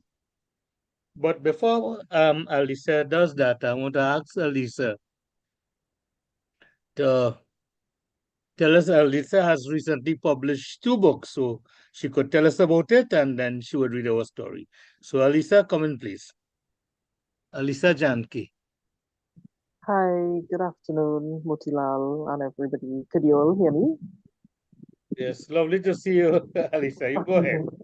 Thanks. Well, what happened is this year I had published 2 books. One is called The Magic of Aripo Savannas. I wasn't able to get a hard copy of it yet, but it's available on Amazon and it's nonfiction. And um, why I wrote that book is because when I was a teenager, I saw a documentary on Aripo Savannas, a very short video clip actually. And since then, I never really heard much people talk about it. And so, I always wanted to write about Aripo Savannah and enlighten people about the savannah and why we should preserve it because there are lots of places in Trinidad, like natural heritage sites, cultural heritage sites, going to ruin, and nobody really talking about it because, we don't really know much about it. The second book, that's this book here, it's called Terrifying Tales from Trinidad and Tobago. Well, it is called Terrifying Tales of Trinidad and Tobago. And it's a book on the supernatural and folklore. But, it's fiction and it takes a little different format. Like a long time when you read folklore stories, um, somebody walking down the road, they see a ladder bliss, they light a fire, and the ladder bliss gone. Well, this one is more like stories about people, about human nature, which in some cases could be more terrifying. And like it's just 11 short stories, and there are illustrations by myself as well. So both books are available on Amazon. Okay, so the story I'm reading today, it's called Maharani's Diwali, and here goes. Diwali time was a stressful period for Maharani. Work for Diwali usually started about 2 months before and ended on Diwali Day. Diwali, sorry. Maharani was expected to scrub the yard, prune the trees, mop the entire house, buy the diyas, and ensure that there was enough oil for lighting the diyas. On Diwali Day, she had to cook the roti, curry chana and aloo, as well as the barfi, laddu, kurma, gulab jamun, and sahina. Her mother cooked the pumpkin and her sister Mumtaz cooked the shatai. Maharani couldn't say anything because she was unmarried. If she said she needed some rest, her mother and sister would start. But you are married. How you tired? Ma wanted to know. Tiredness or lazy? Mumtaz would drawl sarcastically. You feel life hard? Wait till you get a husband. Maharani was so fed up of being this house slave.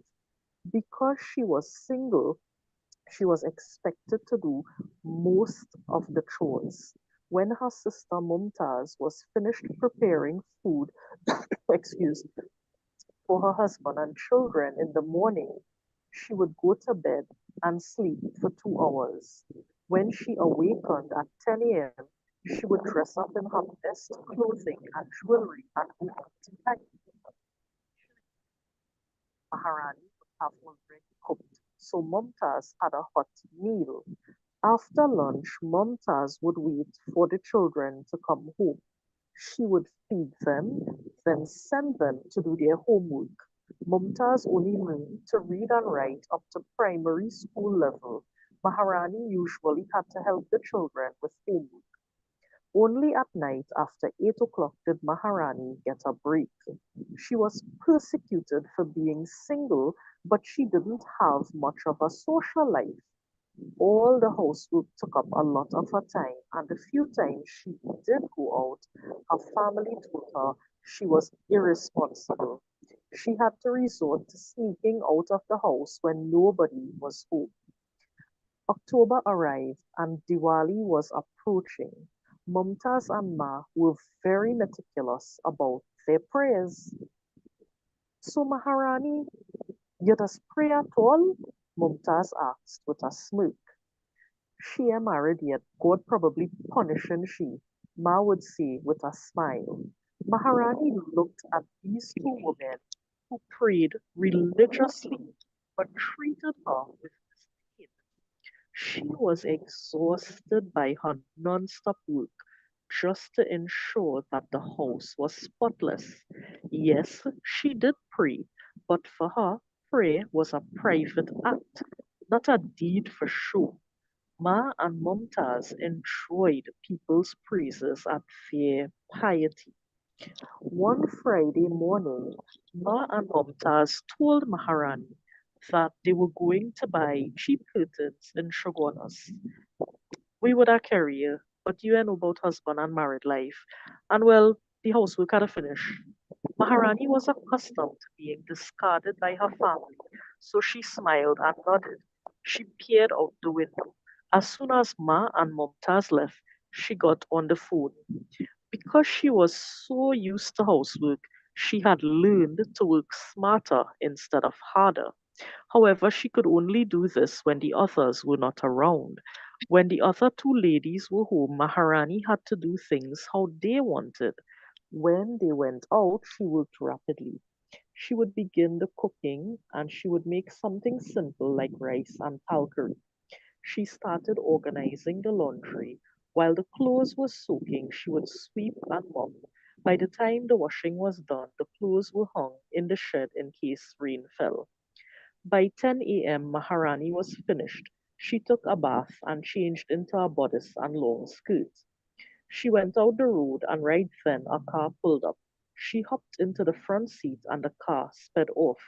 Maharani didn't want to tell her family about her boyfriend Narendra. They had been dating for 2 years. Narendra had just completed his new home and couldn't wait to show it to Maharani.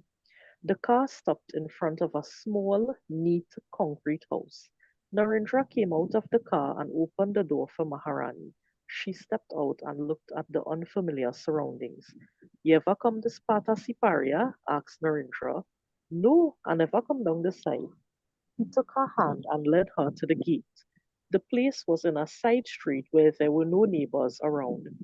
He opened the giant padlock and they went inside. They walked through the house. What you think? He asked. It built good. You really want a big house when you have so much cleaning to do? If you come in here to live by yourself, you might as well have a small house. Maharani, let me get married now. We dating 2 years now. We are getting younger. And me I like how you just have to be hiding all the time.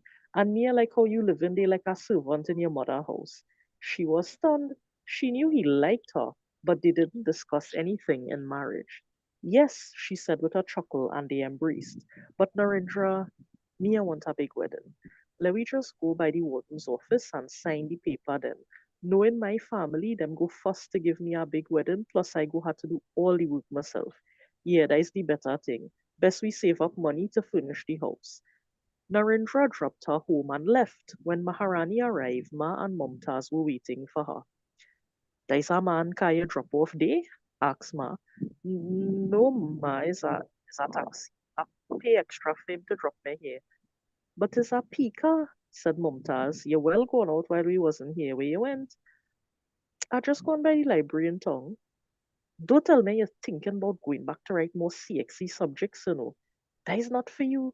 You supposed to marry and get a husband, but you're taking too long. Ma was furious. Maharani wished she could tell her family, but they would only criticize her. Bit by bit, Maharani put away her things in a drawer. When the time was right, she would place it in garbage bags and put it in Narendra's car. She already had all her certificates in a folder. She was ready to move. When Ma and Mumtaz went out, Narendra and Maharani went to the warden's office and got married. Then they went home to pick up her things. Maharani had loaded up her stuff when Ma and Mumtaz arrived. What you doing putting them bag in this man car? Asked Ma. Mumtaz was quiet, but Maharani could sense the animosity. Ma, we could go inside. I want to tell you something. Ma, Mumtaz, Maharani, and Narendra all went in the living room. Ma, this is my husband, Narendra. He's a good man, and we get married today. What? Said Ma and Mumtaz simultaneously. We was dating for 2 years, but he asked me to marry, and I say yes. What the hell is this? Mumtaz finally exploded. Maharani, when even you just swing, you're pregnant? Don't tell me you're pregnant. Ma shouted. Maharani was infuriated. Ma, I's a big woman. All you're always telling me to get married, but now I'm married and ready to move out. All you're vex. I have my life to live, yes? Narendra and Maharani left amidst the verbal abuse meted to them by Ma and Mumtaz. It's good you're leaving them, yes? Imagine your own mother and sister happy for you, said Narendra. Diwali was in 1 week. Narendra helped Maharani with the housework. They went to the mandir together. They prayed together. Maharani thought she was in paradise. She never had such a light workload before. At her home, Ma and Mumtaz didn't get along at all. Mumtaz, stop sleeping in the morning and do some work now. Ma would complain. Mumtaz resented Maharani. Only now that Maharani had gone, she realized how much work had to be done. She couldn't even help the children in their schoolwork. Her husband didn't want to send them for extra lessons yet because it was an expense. They were only 6 and 8 years old. One day, after hearing Ma complain, it dawned on Mumtaz. Imagine how Maharani would have feel having to do all this and no help. She couldn't even bring she boyfriend home because we had she like a servant. The resentment that Mumtaz felt had turned to guilt. She felt ashamed of how she and Ma had treated Maharani. Maharani didn't even bother to tell them where she went to live. Mumtaz prayed to Lakshmi Mata for an opportunity to meet Maharani so she could apologize to her sister. Mumtaz also recognized that as a married woman, she shouldn't be going out every day like before. She did the housework without complaint because that was what Maharani did. 2 days before Diwali, Mumtaz went to San Fernando. She had to pay a bill and buy some copybooks for the children. When she was walking down High Street, she passed the Siparia taxi stand. Who she could see but Maharani waiting. Mumtaz thanked Lakshmi Mata for answering her prayer. Mumtaz hurriedly walked up to her sister. Good morning, Maharani. How you going? I'm glad to see you. Maharani looked worried. Was Mumtaz going to curse her? Good. Well, I had to go look at taxi coming. Maharani, I'm real sorry about how I treat you and now see how much work you had to do. Well, all the best and Shubh Diwali. Maharani was stunned. Is this her sister? Apologizing? I have nothing against Wale, no Mumtaz. Well, if you have the time, you could come and check me for Diwali. The Cherinda's be accent for you. Maharani and Narendra did visit the home. Ma was a little aloof, but Mumtaz and the children were happy to see them. After a couple hours, Narendra and Maharani went home to light diyas and offer thanks to Lakshmi Mata. The end. So that's the end of the story. Okay, thank you, Alisa. And I want to say that was, for me, I like the story because there's so many things in that story. Is a Diwali story, is a love story, is a Cinderella story, is a cultural story, is a happy ending story. But at this time, I would like to ask other people in the group here to comment on Alicia's story. I invite comments. It was very entertaining and very touching. I could see me being drawn to being in the vicinity of that family conflict, and yes, was quite touching. Well written.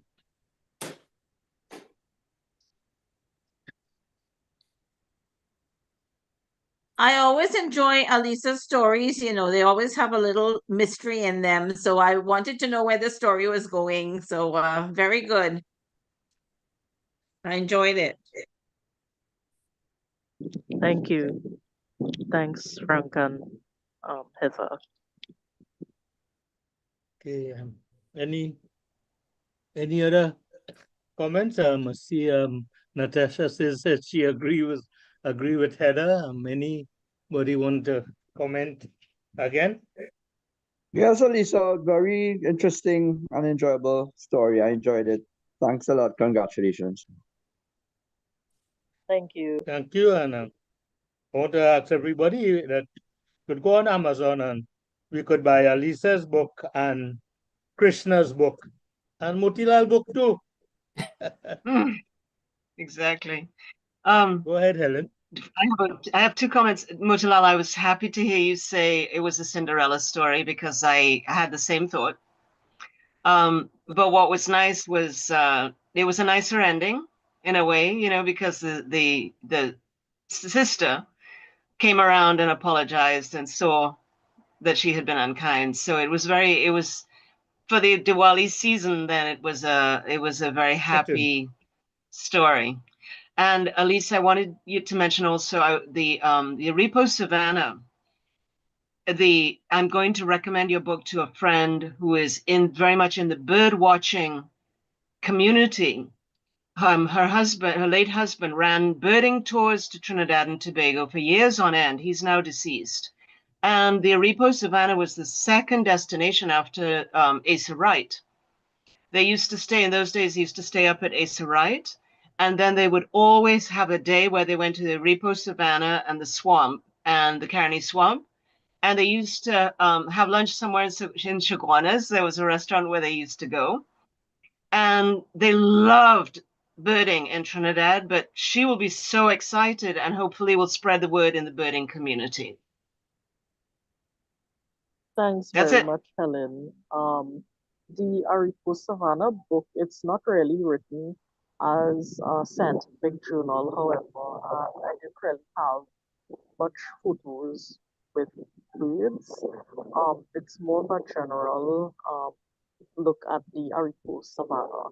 So people want to see about birds. It doesn't really have it's just about the savannah in general. But thanks very much for the recommendation. And I mean, for people who are nature lovers, it is a book they would enjoy. So thank you. You're welcome. Thank you.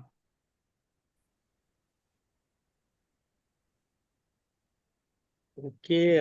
Any other comments?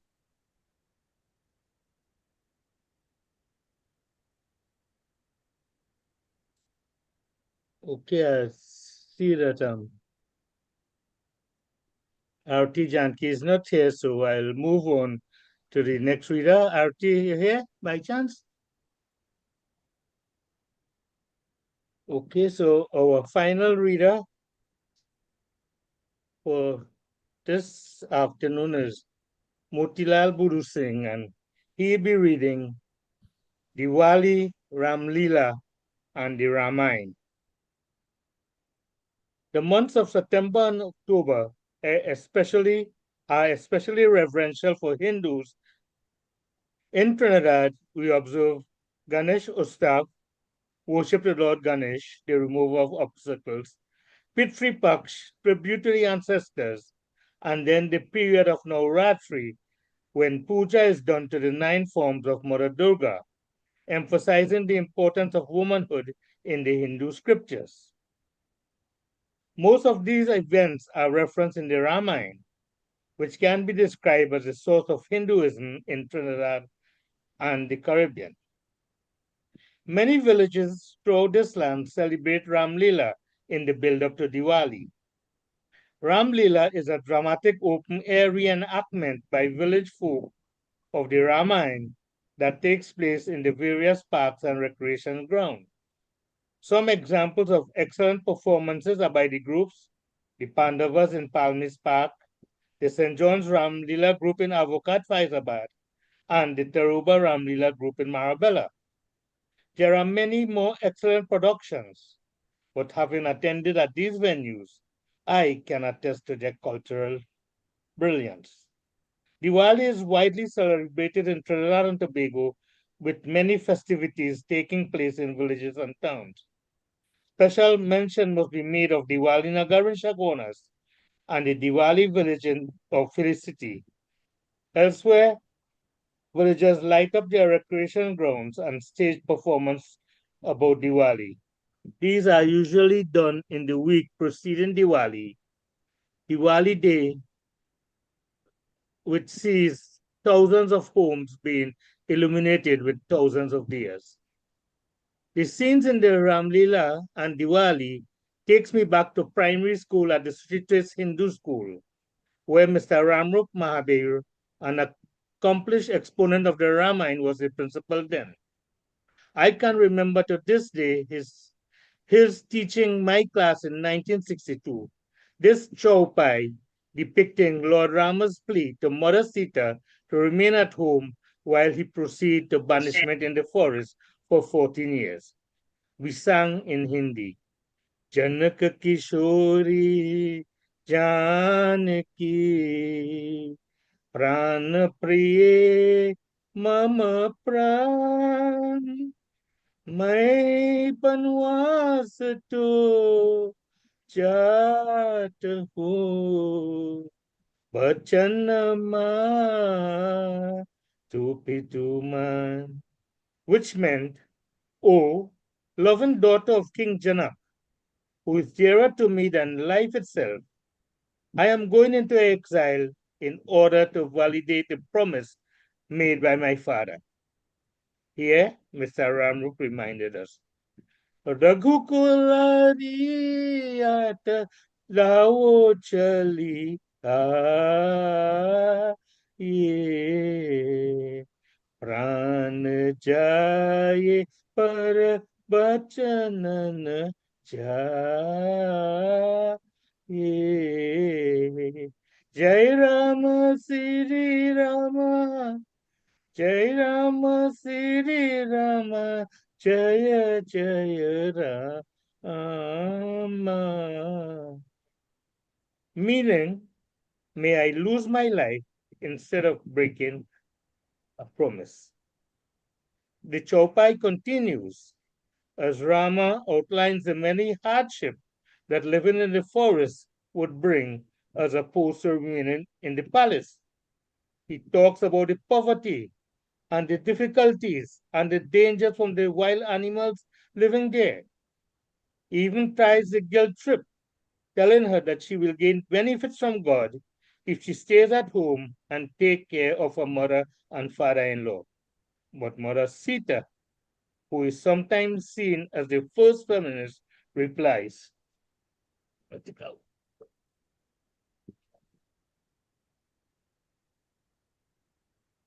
and this is how she replied. प्रेम पुजारी हे प्रभु काम करे ये नाम पति के तन के दुख सहे पत्नी रहे दुख पान पत्नी बिना पत्नी ना गति ऐसे जल बिना मछरी कर बतु जैसे, emphasizing that a wife's place is with her husband and vice versa, saying that a wife and a husband separated from each other is like fish taken out of the water, luxury without companionship, and jewel ornaments become burdens to the body when one is separated from one's love. Her eloquent arguments persuade Rama to take her with him into the forest. Another scene from the Ramayana that is seldom told or enacted, but which I really love, tells of the time that Hanuman and Lord Rama's army were building a bridge from India to Lanka so that they could get there and engage Ravan and his army in battle.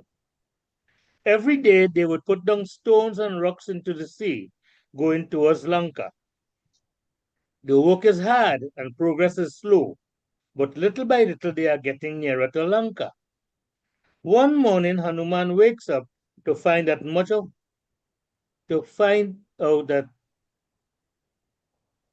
the bridge has been destroyed. He is puzzled but continues to construct. When this same thing happens again, he decides to stay up at night to see what is causing the destruction. As Hanuman watches, he sees an army of mermaids working as diligently as his own army, and they are being led by the mermaid queen Suryan Macharya, which translates into goldfish. They have been hired by Ravan to destroy the bridge. Hanuman begs her to stop, but she refuses.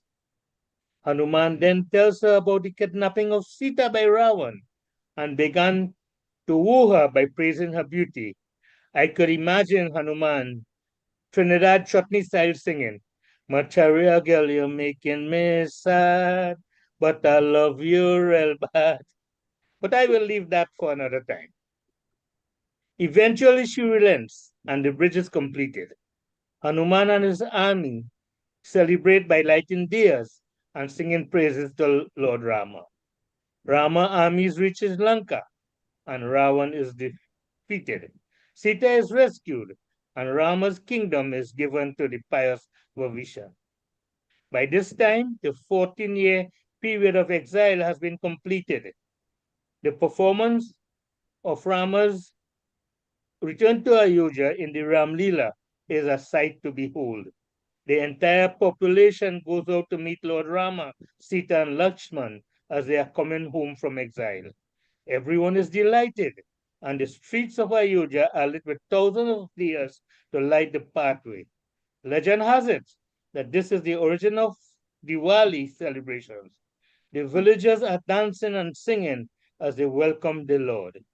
Sri Rama Ayodhya mein aaye, chalo re sakhi Ram se mile. Sri Rama Ayodhya mein aaye, chalo re sakhi Ram se mile.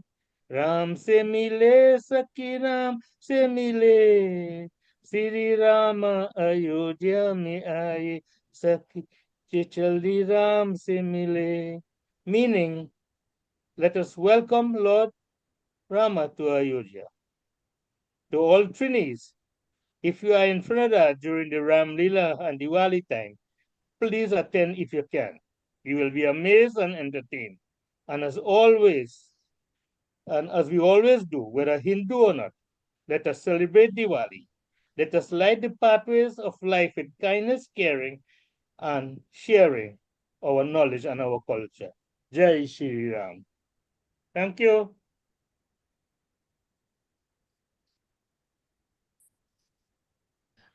Okay, thank you. So, Cynthia, the readings are completed, so we do welcome your thoughts now.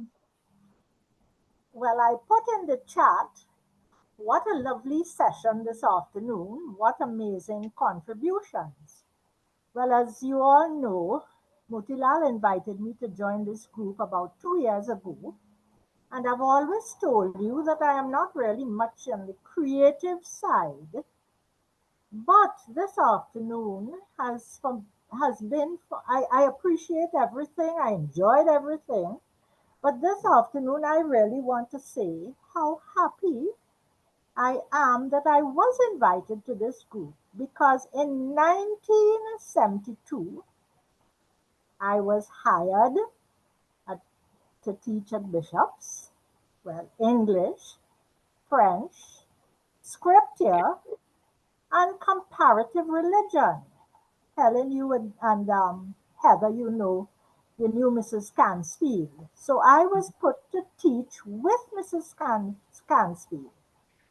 But what I want to tell the group this afternoon, those of you who have read and sung and everything, is that it would have been lovely if I had known even half of what you presented this afternoon in 1972, January, because of course, well, I had Mrs. Cansfield and I, we had a textbook and it dealt with the different religions, and then I had to do some research.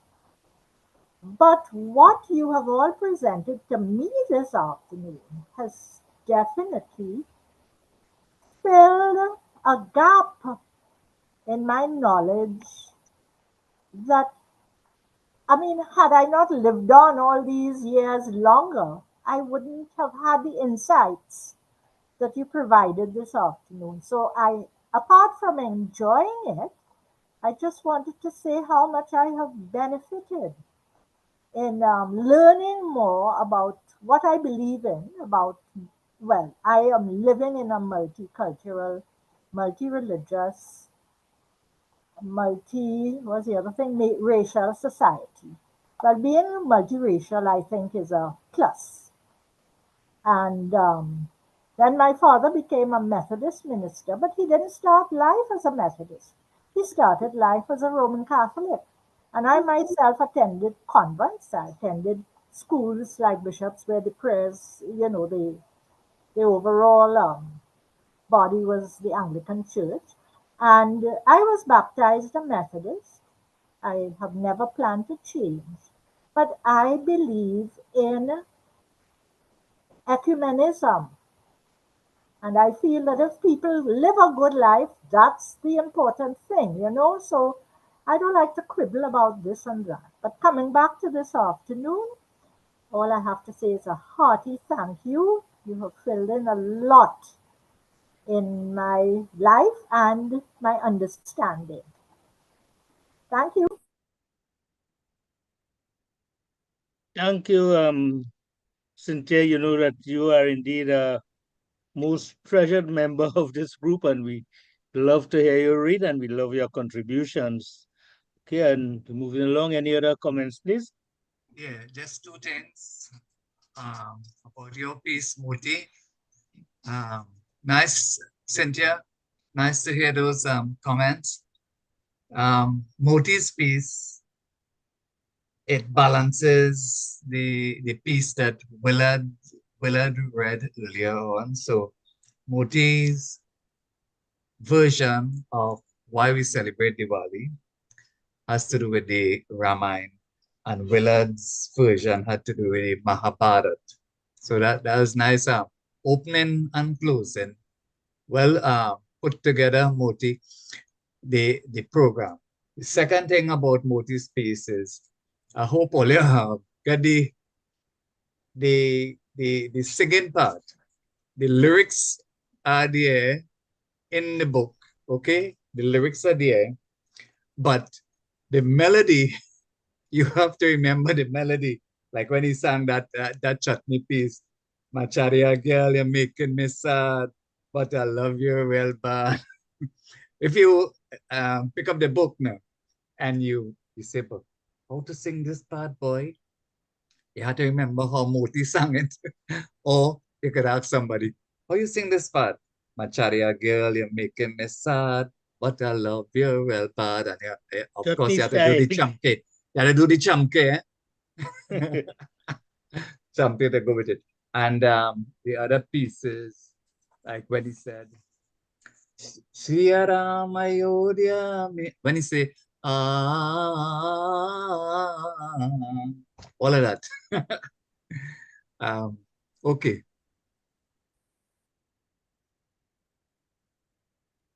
Thank you.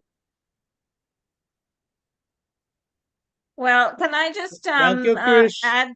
I just wanted to add this. I have a new book out on Amazon at the moment, and this is the proof for it. But it's just Ooh. a collection of 20 short stories, the kind of things that I read for the show. It's called Pekong, Pilau, and Pepper Sauce. So doesn't have anything to do with food. It's just somewhat spicy stories. So it's available at the moment. So we just uploaded it this past week. So I'm joining Krishna and Alyssa. Right. So this is what I was saying now. Heather, sorry to jump in. That members of this group are producing. Althea is also producing. Althea is also producing works. You see her. And you, myself, Moti, Alyssa has now joined us in getting books up on Amazon. So Cynthia, you gotta write something and post up, eh? No, Yeah, but my Facebook people are comment this morning explained that I realized that I really don't fit in. So I don't fit into that box. I will probably produce things that are totally beyond the box, but we'll get to that later on. Yeah, and Cynthia also has a book. Cynthia does have 2 books though. Correct. Out. Cynthia also has a book. No, that's on grammar and speech and that sort of Yes, thing. Cynthia is a grammar police. That. I'm talking about poems and stories and the things you all do, which I can't. Well, I've tried, but I leave it to you. Well, Cynthia, the few pieces that you have written recently that you wrote and presented are beautiful. Yes, yeah, and they're still indeed. They're still on YouTube with us. Yes, so just keep going, keep going. All right, thank you. Okay. Anybody want to say something before we close? I just wanted to say that this evening was great. Readings were fantastic. And I just wanted to draw attention to the stories from the Ramina and the little background into why Diwali was celebrated and so on. In school, I have to teach lower school social studies, and a segment of social studies is religious instruction. And I wish that what we read today from the Ramina and so on, I wish that that could have been incorporated into the social studies RI curriculum, because it gives you such an appreciation of Hinduism and why we celebrate Diwali. And when I was small, I didn't care about some of these things, and it wasn't really brought to the forefront of it wasn't really taught, sorry, in school, right? So like I some of these readings I would have really liked some of my students to hear it, especially like non-Hindus who don't really know much about these writings and so on. And I think, no matter what religion you come from, this is something you could learn from. So maybe in the future, the ministry could probably review the RI curriculum and incorporate some of these, readings and teachings and so on into the RI. So thank you. Alisa, well, I'm sure if you invite me, I could come and do a little thing in your class. Sure, why not? Like a day we could Okay, have and something in the I'll go library. out on a limb then. I suppose I could bring Krishna when I come in. I know you're gonna say that, Mot. Behave yourself. I can't bring Vish right now because Vish not feeling too well. But Alisa, you could just call me and we'll talk now. Okay, sure. Okay, is there anybody want to add anything before we close? Or see, we just passed our 3 o'clock mark.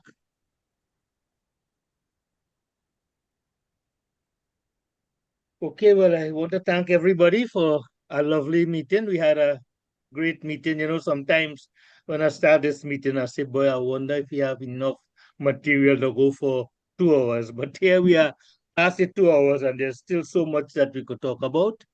So I want to thank everybody for their contribution and wish everybody, well, a belated happy Diwali and say good afternoon and goodbye.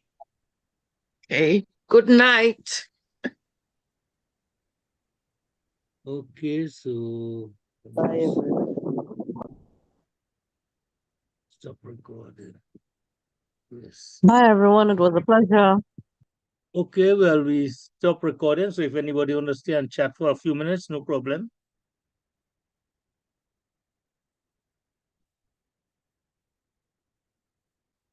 Hi, Motilal.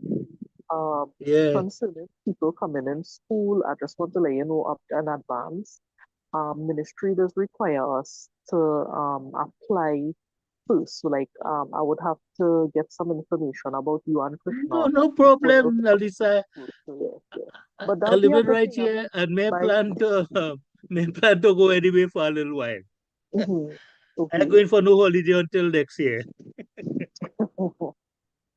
Okay, and, Okay. congratulations on your books and all that. Thank I'm you. glad that we finally, get it done. And Yeah, yeah. Well, this is I'm nice. hoping to write some more. I'm working on a third book, but it's on Cedra Sanipatus because Uh, I'd really see Cedra Sanipatus I want because to I'd ask really about that. see much Yeah, I books want to on that. ask about that Maharani story. That's a Mm-hmm, yeah. recent story. You had it there a little while. I had it a little while, but I didn't finish, and I didn't want like a sad ending. I wanted like a happy ending. I wanted something, something that I Because, wanted as something Frank like said, it with have family. so much Yeah. a different theme in that story. I really, really like it. Well, I Like it was, started writing it since last year, February, so I only completed it like this year. Yeah, yeah. So yeah, well, all is a right, lot. girl. Well, I'm going to have my lunch now, so take care. Okay, take care. Bye. Yeah, because after temple, I just come and okay, thanks, take care. Okay, bye bye.